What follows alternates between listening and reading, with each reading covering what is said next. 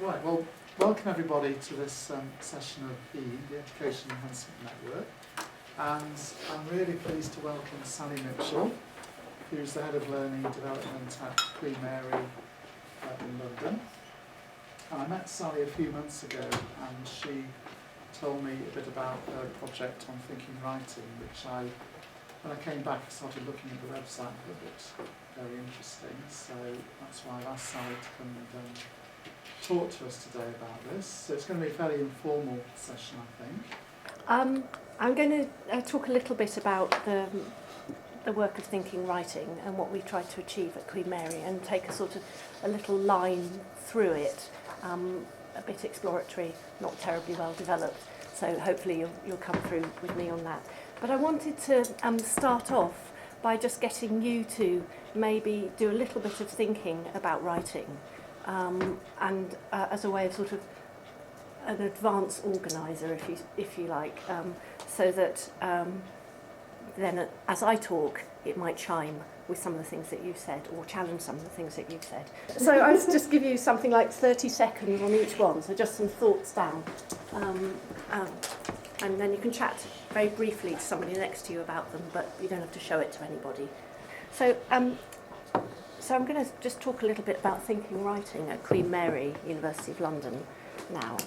Queen Mary, thinking writing rather, is sort of two things, if you like. On the one hand, very concretely, a small group of people. I think there's roughly 2 of us. There's actually 3 bodies, but if you added up our working attention that we can give to this, I think it would come to about 2 of us. We've been relatively recently restructured into learning development, which actually I'm head of, within student services, within professional services at the university. So that's where we're institutionally located. But thinking writing is also more than just that institutional thing. It's a kind of collection of ways of thinking about the role of writing and writing-related practices, such as reading, in teaching and learning. And our goal, I think, in thinking writing is that we should move towards better student writing and better experiences of writing for students. But most often, we want to get to that goal by working in partnership with staff, rather than through isolated direct contact with students. So we want, in thinking writing, the people, our work is mainly about supporting the disciplinary efforts of academic staff. And we've been going for about 13 years in various sizes. I mean, for the first 6 of those, it was just me part-time, so it has grown and then also shrunk a little bit. A few years ago, about 3 years ago now, I was asked to think back over sort of roughly 10 years of thinking writing and come up with what we'd learnt. So I thought I'd run through some of those things, those sort of markers of what I think we'd learnt with you now. And I expressed them to myself as kind of aphorisms or maxims, or that sort of a way. I found that easiest to do. And in the way of maxims or aphorisms, there is probably, you'll spot some internal contradictions in them as they go through. So I'll just try and explain what they are. First of all was this notion, beware of names. And what I mean here is beware of the word writing, which is it's a word that, I don't know if any of you have read Bakhtin. He talks about words which are heavily populated with meaning, and I think writing is one of those. And lots of those meanings, I think, are not very helpful. So in an institutional context, the word writing can often trigger a deficiency of skill, something that students can't do, a discrete activity that you do over here and not over there, an activity that only people in the arts do, or only people in the arts do well at. So it's sort of things like, I'm not much of a writer, I gave that up at 16 to do science. Or we don't know much about writing over here, you'll have to ask somebody in English. So that's also triggered. Or it's equally unhelpfully, I think, sometimes something that people who are very passionate about and very heavily invested in. So the sort of, we must help our students discover the joy of writing type stance isn't always helpful, nice though it is. And all of those understandings of writings can sometimes make it difficult to do useful things with and around writing. And so sometimes I'm very tempted to sort of ditch the writing in thinking writing and sort of score that out. So, which brings me to my second lesson, if you like, find other names. So that the thinking that's in our title is particularly useful, and learning is another, because these are things that everybody, I think, in universities considers to be their business. But there are other names that we have explored over the years that we've found lots of useful ideas and practices related to. So, for example, in the last few years, we found the name research-based learning and inquiry-based learning. And this has been really quite useful for us as people trying to work with colleagues in the disciplines, because Queen Mary, like Birmingham, is very research-intensive, and people are committed to inquiry within their fields. So inviting them to think about ways of designing courses that enabled their students to participate actively in research, and then think about how writing might be used in those courses, was a way of sort of reaching the parts that writing hadn't reached before. And we began to work with a few new people through taking a different name and coming at it with a different direction. So research was a powerful word to use. And following that, this kind of notion of getting out of the writing box. I mean, I guess when I was coming up with these first, I was thinking about addressing people who are largely in the writing field. And this was a call to them to sort of, in a way, generalise away from a specialism in writing, and to think about engaging with wider thinking on education, which people in writing development don't always do. So research-based learning was one example of interesting work going on. In the literature, you find very little cross-fertilisation. Writing becomes invisible in work on, say, research-based learning. It's only, and similarly, in work on writing, something like assessment and evaluation becomes invisible. And yet writing very often is assessment, and assessment is writing. But the literatures don't cross-fertilise. So this is a kind of call to, I suppose, people in writing development to look outside of that and look at the wider educational literature. And we found, for example, as I'll be discussing a bit further on, by looking at the literature on assessment, that it's got lots of really innovative and quite radical things to say around writing, because it puts writing in its place as a social practice. And so we've got people involved in peer assessment around writing. They're interested in working with us because they're interested in assessment, not because they're interested in writing. And they're experimenting with practices, getting students involved in actually giving marks for their written work to one another. This next one, the argument is never won, or beware the persistence of skills-based add-on models. I think it sort of follows from what I've been saying that we're in thinking writing quite resistant to or suspicious of add-on or skills-based approaches to study skills, note-taking, essay writing, time management and referencing. And at Queen Mary we've been arguing against those sorts of models for years. Writing is not a separable skill taught apart from or in advance of engagement with the discipline, is our argument. It's actually part and parcel of engaging with real disciplinary content. It's a way of thinking. And if writing is a tool for teaching and learning, it's a kind of nonsense then to teach it as an add-on skill. And Moreover, it's very often a real turn-off to students if it's presented that way. Students tend not to like those things. But nonetheless, we haven't managed in our time at Queen Mary to get that message across in a permanent sort of way, because we found that plans for big preparatory skills-based modules keep coming back up onto the agenda and emerging across the college. And quite often what fuels those sorts of new modules are top-down initiatives, we found, sort of outcome-oriented innovations, or imperatives rather, for change. And I think some of that, so employability is one, skills and so on. And because they are oriented towards outcomes, they sort of drain attention from practices, as though practices were somehow implicit in outcomes and not different.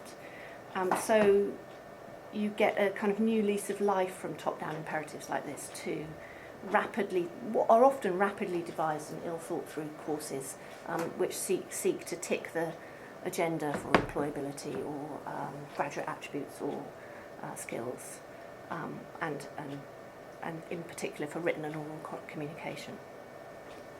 So that's an argument that's sort of ongoing for us, and which I don't imagine will go away, but it's a useful argument to be having. So the next one is this rather hippie-ish one, find where the love is, which is to say that I think that we found that a better way to work on writing within the university is to sort of ferret out and recognise the academics' love for their subject, for the content. And that's the key to really making successful teaching and learning practices. So one of our jobs in thinking writing is to find out more about that love that academics have for their subject, and look at how it manifests itself in the practices that they operate within, including practices which are difficult and tricky and where things don't go particularly well. And that can be a way to producing productive conversation with academics and collaborations between the writing developer and the disciplinary specialist. Which brings me to the next lesson, which is around asking questions.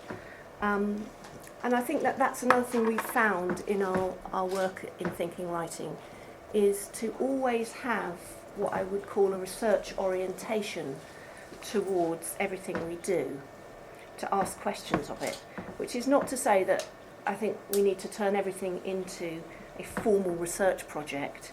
We simply can't. We don't have the resources at all to do that.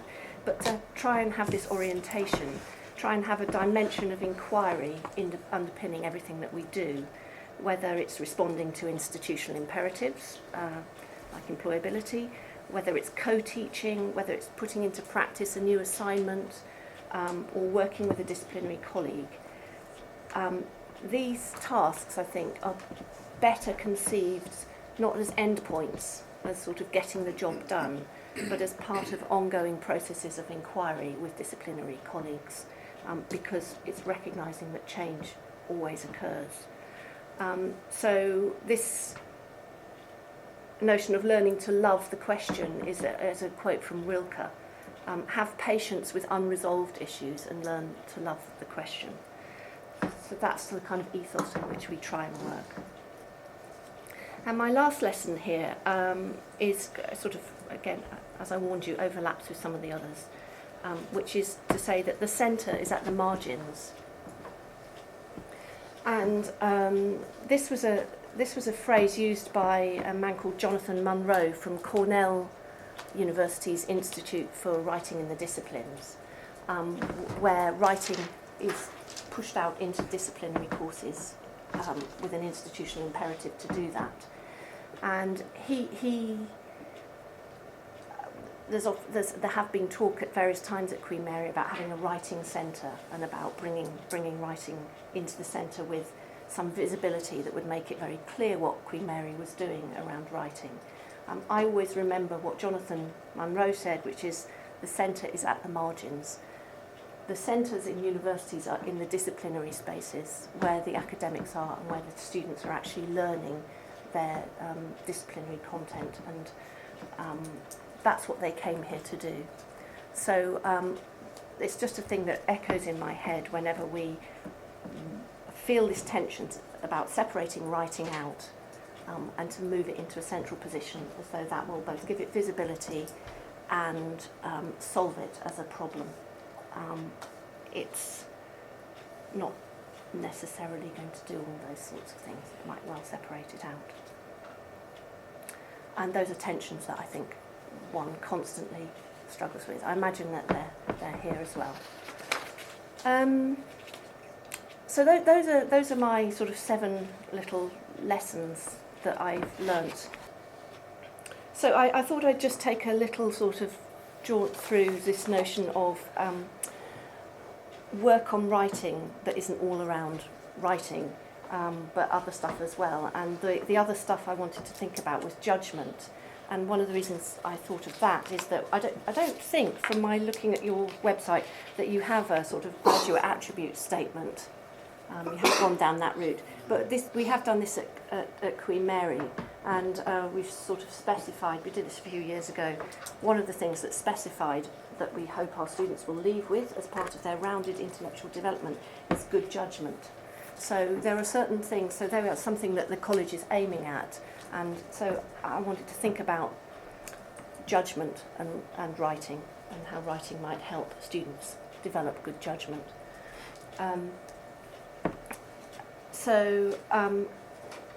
This was an example I pulled out of students involved. So specifically, I'm going to be talking really about peer assessment and self-assessment type things. So involving students in the processes of making judgments about their own and others' writing. And this is an extract on this slide from an exercise that students were doing in biology, and they were involved in peer assessing or peer reviewing, I think, because I don't think they did in this instance actually assign a mark to it, so another student's work.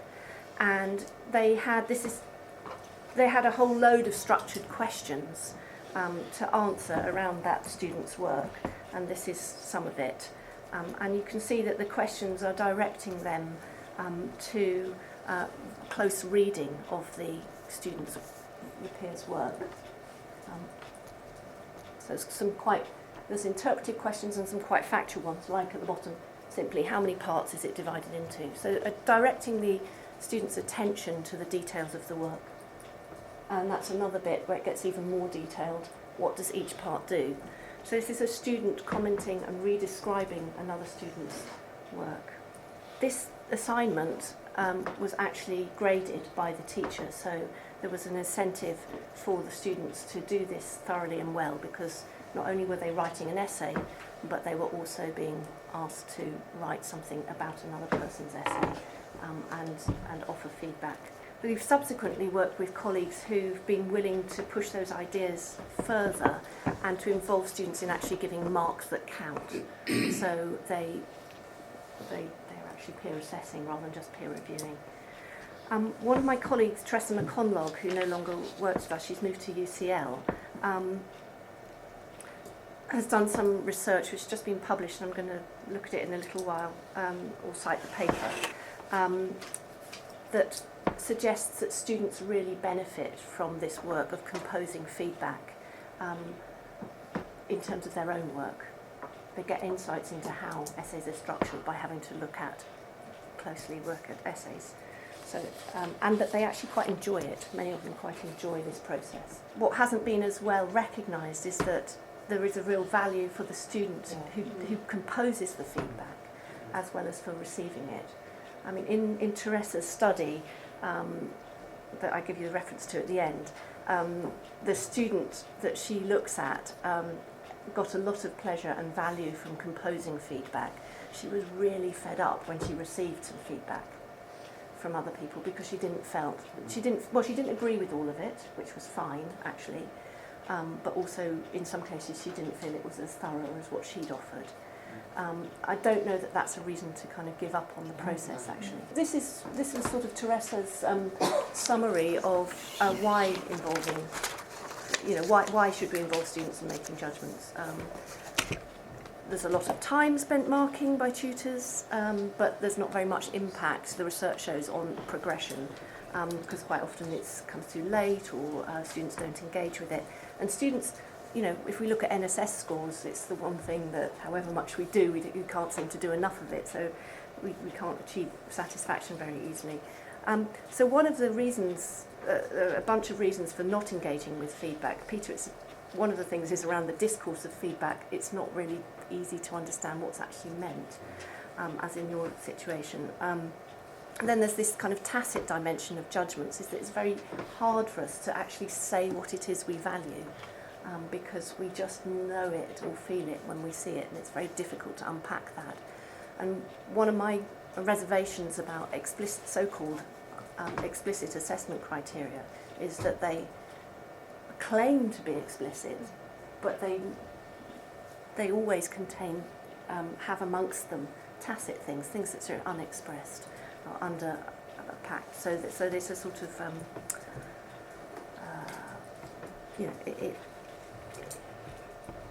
it's an unjustified claim, really, that they are explicit. And it's very transmissive. Feedback is very much one way. Quite a lot of the time there's not dialogue around it, you just receive it. And what Teresa points out is that tutors actually develop their expertise through seeing variation in how tasks are performed. So if you think of, if you ever set a new task for students, you don't really know what it's going to be until you've seen what students have done with your task that you've set. And it's sort of only in the second year you set it that you can develop better guidelines and so on. So you learn through experience. You don't learn through kind of having this idealised model in your head. It's going to come out in an instantiated form with huge variations. But I wanted just to then take this notion of judgment a little bit further and go on to talk about developing judgment outside of an assessment context. And this was work we did around what I mentioned earlier, our research-based learning work, where students were put into the driving seat of developing new knowledge, not just new knowledge for themselves, which is sort of learning generally, but new knowledge for their field. And we had got a number of projects going across the university with this, and it has interesting sort of implications for this notion of judgment, I think. So Mapping Contemporary Cinema is a website that's produced by staff and students in the Film Studies department, and it comes out of a research-based approach, and it involves a lot of writing. And on here you find they've chosen an area that's new, so that these are films that haven't yet had lots and lots of critical attention brought together in one place. So students are writing stuff that's kind of out there and useful, and they also write sort of editorial pieces around concepts in contemporary cinema as well. And what's interesting, I think, is that if you put students in a situation where they're moving towards publication, you get judgment starting to be exercised in quite another interesting way. And these were some of the things that I went a couple of weeks ago to the students on this course. They have a writing retreat away from the university, and they're actually involved in editorial processes.